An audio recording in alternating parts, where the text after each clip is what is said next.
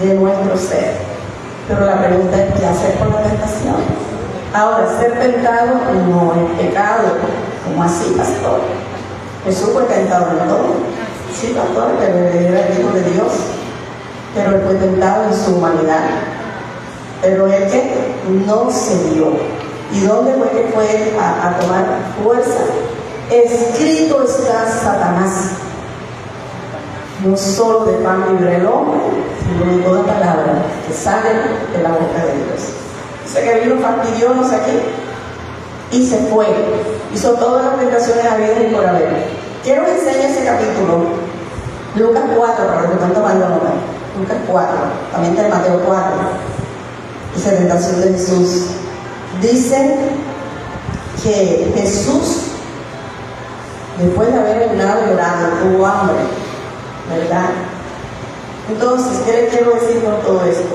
Usted va a ser tentado en el área que usted esté débil.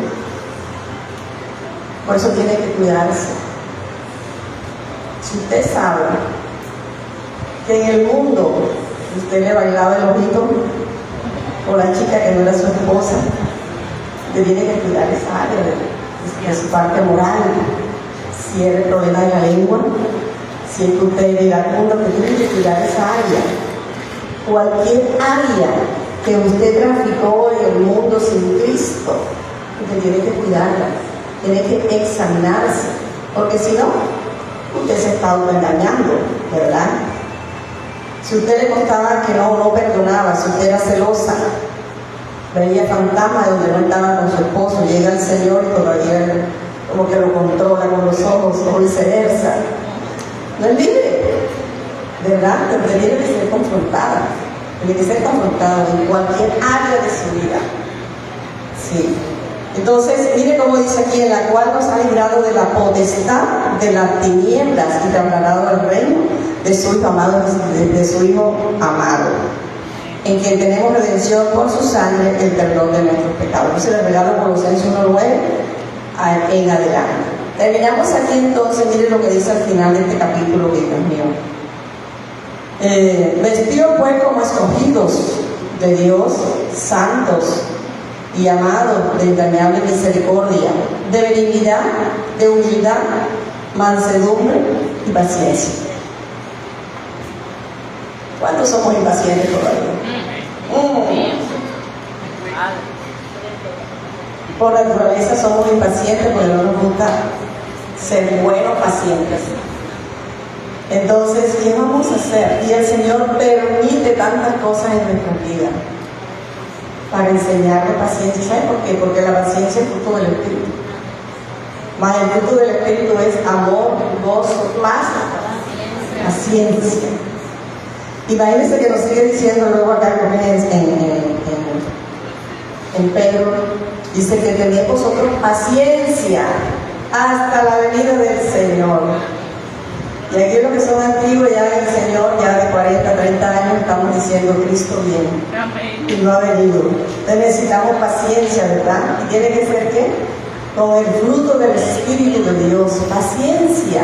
Por eso cuando usted se siente que se está descomponiendo y que le va a dar ese mal genio, recuerde en qué fruto está ahí. Si está, como decía un hermano, no en la carne, sino en el hueso pelado, entonces examínese y dígale: Señor, si yo me cogieron el turno, Dios mío, ¿qué se cree que bueno, el hombre tenía más prisa que tú? Es como empezar a discernir, ya, a usar las armas espirituales. Pastor, es porque usted es pastora, ¿no? Que estoy hablando con tu hermana en Cristo, como un ser humano. Ya, estoy ahí, como dice mi esposo, en el proceso. Entonces, pero sí se puede, en el nombre del Señor, porque todo lo podemos en Cristo. Ese versículo es para eso. Todo lo podemos en Cristo que nos fortalece. En ese momento de la prueba. No es que tú lo repitas como, todo lo puedo en Cristo, que se me fortalece. Ahí en ese momento. Dice: vestidos pues como escogidos de Dios. No te olvides que has sido escogido por Dios. Santos, amados de entrañable misericordia, de benignidad, de humildad, mansedumbre y paciencia. Verso 13, mire usted. Humanamente no soporte, porque si no tenemos paciencia, no vamos a soportarnos los unos a los otros.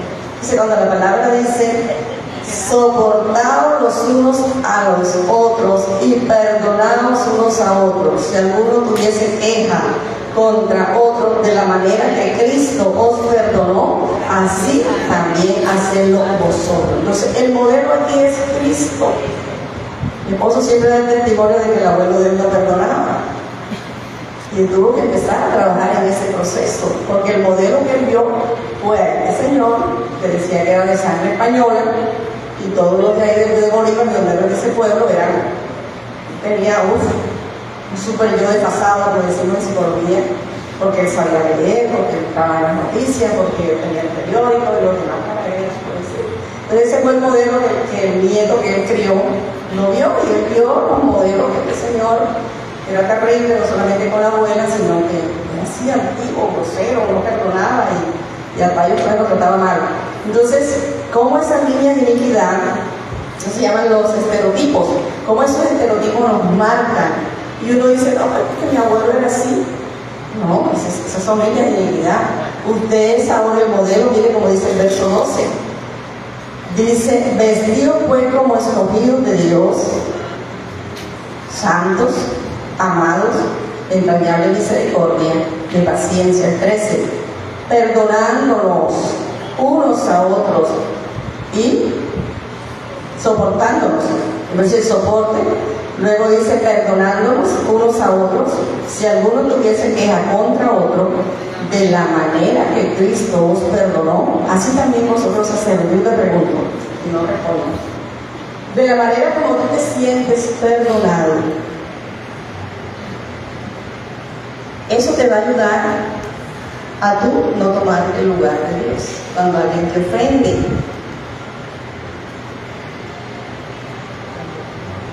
Entonces, porque eso te va a ayudar a ti. Si tú fuiste perdonado, el Espíritu Santo que está en ti, que ya tú eres redimido, eres nueva criatura, que tienes una mente renovada, ¿verdad? Que has sido sellado con el Espíritu de Dios. Dice Romanos 5:5, que el amor de Dios ha sido derramado en nuestros corazones por el Espíritu Santo. Si el amor de Dios no está en nosotros, no vamos a perdonar, no vamos a amar, porque el ser humano por naturaleza es egoísta, no se nos olvide, primero yo, segundo yo y tercero yo.